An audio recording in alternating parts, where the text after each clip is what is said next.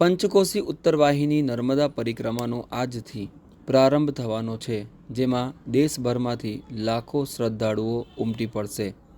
નર્મદા જિલ્લાના નાંદોદ તાલુકાના રામપુરા ઘાટ કીડી મકોડી ઘાટથી નર્મદા પરિક્રમાનો 19મી માર્ચથી પ્રારંભ થવાનો છે. આ પરિક્રમા સમગ્ર ચૈત્ર મહિનો એટલે કે 1 મહિના સુધી 17 એપ્રિલ સુધી ચાલવાની છે. 14 કિલોમીટરની આ યાત્રાના પ્રારંભે જિલ્લા કલેક્ટર એસ.કે. મોદીએ રામપુરા ઘાટ ખાતે પહોંચીને શ્રદ્ધાળુઓ માટે ઊભી કરવામાં આવેલી સુવિધાઓનું નિરીક્ષણ કર્યું.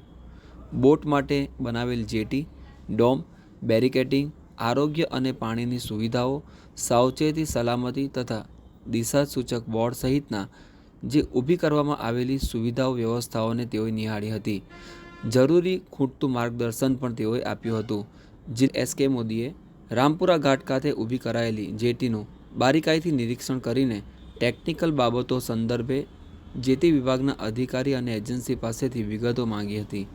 ખાસ કરીને બોટમાંથી ઉતરીને ઘાટ ખાતે પરિક્રમાર્થીઓ એકસાથે 400થી 500ની સંખ્યામાં હોય ત્યારે કોઈ મુશ્કેલી ન સર્જાય અને ક્યારેક કોઈ વીવીઆઈપી આવે ત્યારે પણ આમાં કાળજી લેવાય તે સુચારું આયોજન થાય તેની માહિતી આપી હતી. ઉત્તર વાહિની માં નર્મદાની પરિક્રમા આવતીકાલે 19મી માર્ચથી શરૂ થાય છે અને 30 દિવસ ચાલશે, એટલે લગભગ 17મી એપ્રિલે આ પૂરી થશે. આપણે જાણીએ છીએ એ રીતે ભારતની તમામ નદીઓ પશ્ચિમ તરફ વહેતી હોય છે, ક્યાં તો પૂર્વ તરફ વહેતી હોય છે.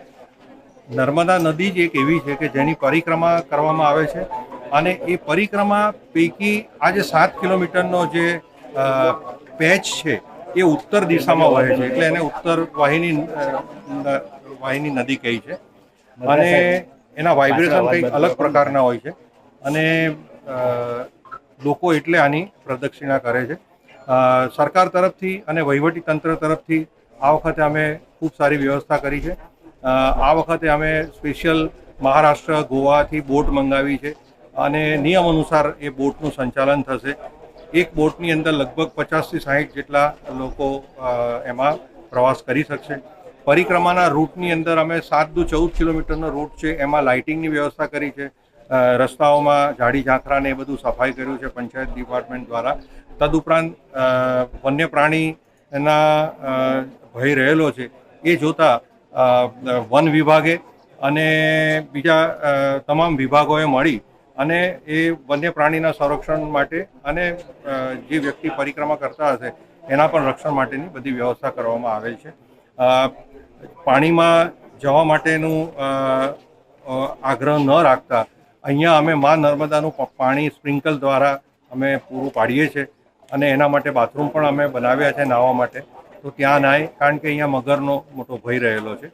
એટલે પરિક્રમાવાસીઓને ખાસ વિનંતી કે અમે નર્મદા મૈયાનું જ પાણી અહીંયા કિનારા પર જ અમે વ્યવસ્થા રાખી છે, તો ત્યાં એ પોતે નાહી શકે છે. તદુપરાંત અમે જે તિલકવાડાથી સહેરાવ ઘાટ છે ત્યાં અમે લગભગ 2 કરોડ કરતાં વધુના ખર્ચે એક હંગામી બ્રિજ બનાવ્યો છે, જેથી કરીને લોકો એને બ્રિજ પરથી પસાર થઈ શકે. પાણીનો આવરો જે થાય છે એના પર પણ અત્યારથી અમે કંટ્રોલ કરવાનું ચાલુ કર્યું છે, જેથી કરીને પરિક્રમા સુપેરે પાર પડે.